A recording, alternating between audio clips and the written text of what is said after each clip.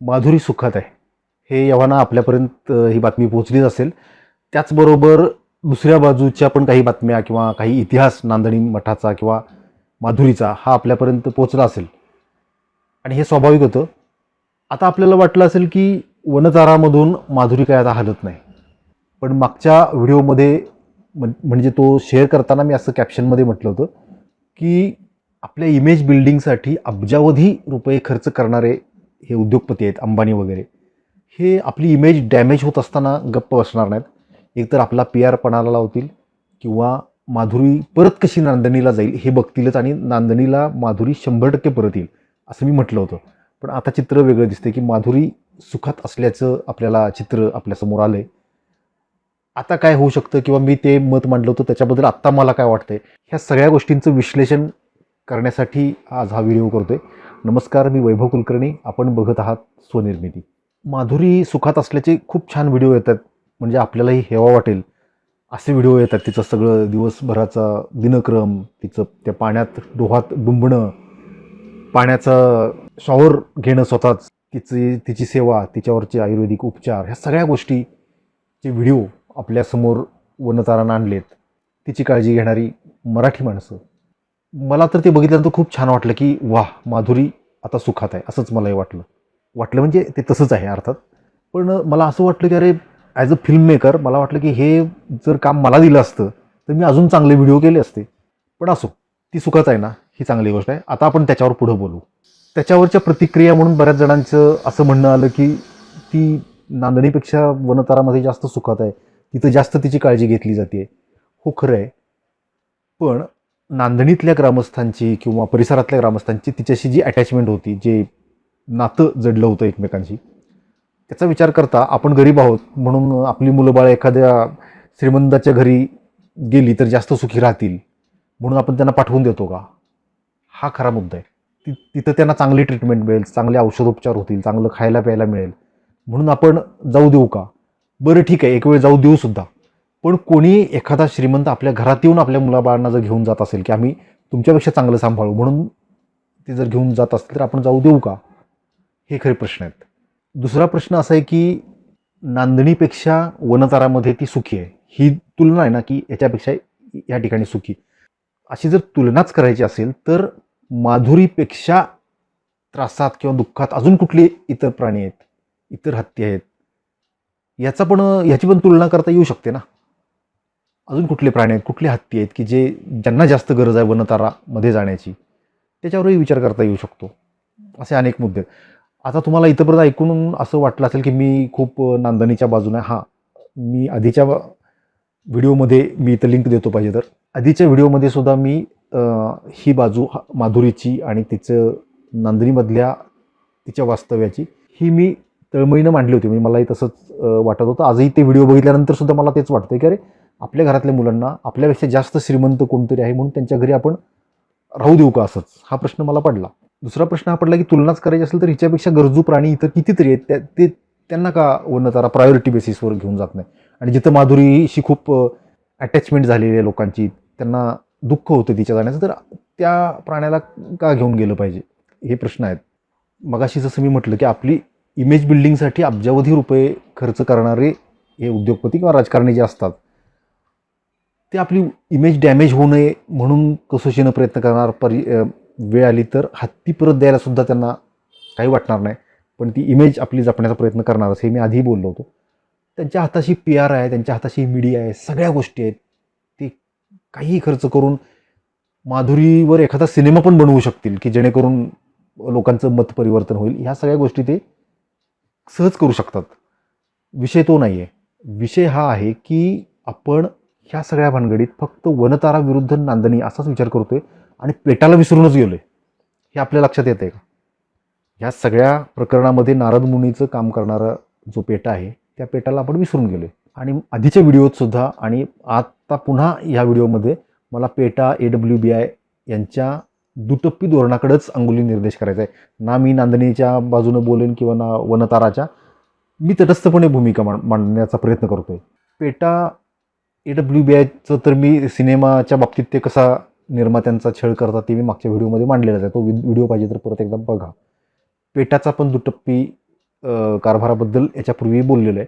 प्राण्यांबद्दल एवढ्या संवेदनशील असणाऱ्या या संस्था किंवा NGOज ज्या वेळेला जिवंत प्राण्यांना त्यांच्या मानेवरून जिवंतपणे सुरा फिरवला जातो, ते आक्रोश करतात, आकांत करतात, तडफडतात, कधी झटक्यात तर कधी हलाल पद्धतीनं, त्या ठिकाणी हे पेटा, हे AWBI साफ दुर्लक्ष का करतं? ह्या प्रश्नाचं मला अजून उत्तर कोणीही देऊ शकलेलं नाही. आता कदाचित असे उत्तर येतील की ते कायदेशीर आहे वगैरे वगैरे. मग कायदा तरी असा का दुटप्पीपणा करतो, हाही प्रश्न आहे. बरं, कायद्यानं जी गोष्ट चुकीची आहे की एका प्राण्यासमोर किंवा प्राण्याच्या देखत दुसऱ्या प्राण्याची हत्या करू नये, हे तर कायदा म्हणतो.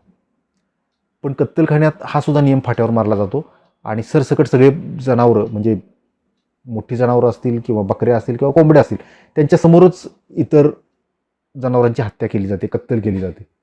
पेटा इकडं जाऊन का काम करत नाही? सगळ्यात पहिल्यांदा तर तिथं काम करण्याची गरज आहे. आणि मग जिथं गरज नाही अशा सर्कशी, सिनेमे, कुठं मठातले हत्ती, इथंपर्यंत ते, कारण लो हँगिंग फ्रूट, सहज हाताला येणारी फळं आहेत, सॉफ्ट टार्गेट्स आहेत, म्हणून तिकडं जातात.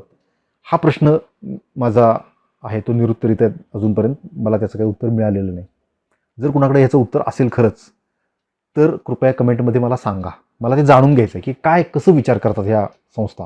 बरं, ह्या गोष्टी बंद करायच्या राहू दे, त्यांचं धाडस नसेल कदाचित, पण तिथं जाऊन प्रबोधन तरी करू शकतात की अरे तुम्ही अशा पद्धतीनं प्राण्यांची कत्तल करू नका. दुसरे प्राणी बघतायत तेव्हा त्यांच्या मनात काय होत असेल, ह्या सगळ्या गोष्टींचं प्रबोधन तर करू शकतात. पण असं कुठेही करताना ते दिसत नाहीत.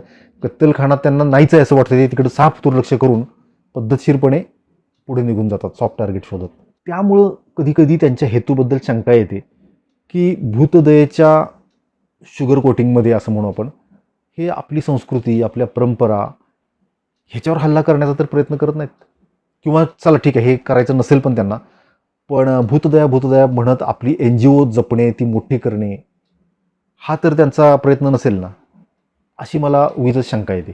आता दुसरी बाजू मला असं वाटतंय की आपण म्हणतो की आपल्या घरातल्या मुलांना श्रीमंतांकडे आपण जाऊ देऊ का, ते चांगले सांभाळतील म्हणून. आणि आज आपल्या दृष्टीनं वनतारा विलन आहे.